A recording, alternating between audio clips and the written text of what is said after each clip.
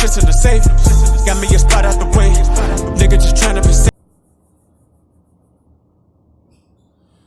Let's get to the sports talk. Talking the league today.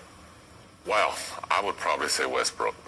I think he displays a lot of trash talking, a lot of antics. I know the league doesn't allow a lot of talking out on the basketball court, but he has a way of getting in the guy's head. And the fact that he's controlling the ball for most of the game, he normally wins. The other night we heard him tell Damian Lillard a foul is a bucket, and Damian Lillard responded on Twitter later, LOL, because of course Blazers won the game. Who's your pick, Nick? It's got to be Draymond. Yeah.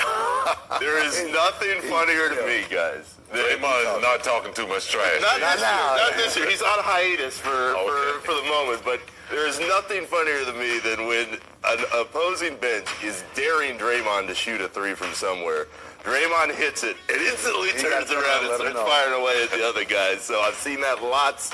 He doesn't do it as much right now, but he'll be back when it matters most. And most importantly, he can get in the guys' heads and he can check.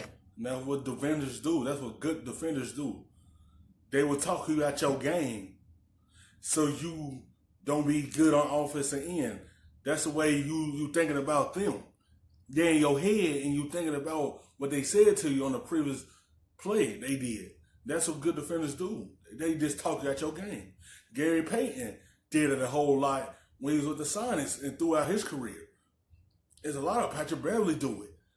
Like, when you're a defensive-minded guy, that's what you do. Draymond did it. Like, all of them, they did that trash talking that get you out your game. Them out from playing at their best. I thought Q and D Miles had a good suggestion with Joel Embiid because he does it on both the internet and also in person, as does Jimmy Butler. But I'm going to give you guys someone to keep an eye on for the next few years. Ja Morant talks a lot of trash. And it's funny because, obviously it's nice because he backs it up. Yeah. But it's funny because I saw his first game down in Miami, the season opener, and I'm watching, I'm like, is he talking? And I thought at first he was talking like, come on guys, let's go. And I'm like, no, he's talking to people. And so that's been a funny thing, but we see Jimmy Butler the other day with T.J. Warren blowing kisses. This is Luka Doncic is another one. I've seen Luka Doncic talk trash to his own bench. He slapped assistant coach Jamal Mosley. So When you're that good, you can do it. Yeah, absolutely. So, Scottie, speaking of trash talking, you weren't much of a talker, but there were a couple of instances in your career that are really memorable. I had some moments where I was able to stand on a few people's head, step over, whatever you want. But then you talked to Spike Lee afterward. What were y'all talking about? It was kind of that little moment where Spike kind of like, he wasn't my hero then, you know. He was my hero for a long time, watching about them Knicks sidelines and things. But when he came into my house and was talking. Man, he disrespect Patrick Ewing. He stepped all over and talked in his face while he was laying on the ground. Just talked down on him like, I just dunked on you.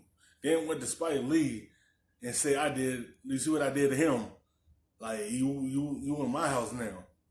Like, I'm trash talking. This is my house.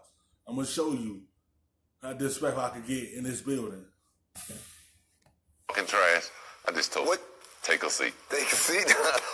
What about in 1997? To me, this is one of the most famous ones of all time. In the finals, Karl Malone's at the free throw line. It was a Sunday. What did you say? Well, this is an easy one. I had my brother in town. My brother was a postman.